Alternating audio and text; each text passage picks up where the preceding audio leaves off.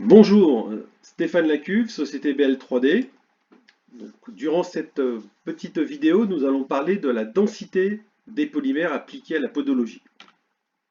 Eh bien, la densité est une propriété importante parce qu'elle va expliquer la masse finale de votre semelle. Et lorsque vous réalisez des semelles, notamment pour les sportifs, eh bien, on essaye d'avoir la masse la plus légère. Donc, quels sont les critères qui sont à l'origine de cette densité? Eh bien, le premier critère, c'est la structure du polymère. Est-ce que c'est une structure alvéolaire ou une structure compacte? Et il est évident qu'une structure alvéolaire, présentant un certain nombre de cavités remplies d'air, bah, ça sera beaucoup plus léger qu'une structure compacte. Et enfin, l'autre critère, c'est le motif de répétition, et plus exactement le numéro atomique des atomes.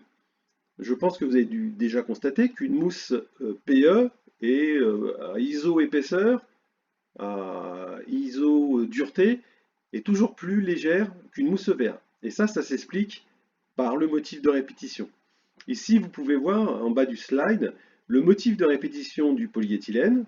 Et j'ai calculé la masse molaire, on arrive à 28 grammes par mol.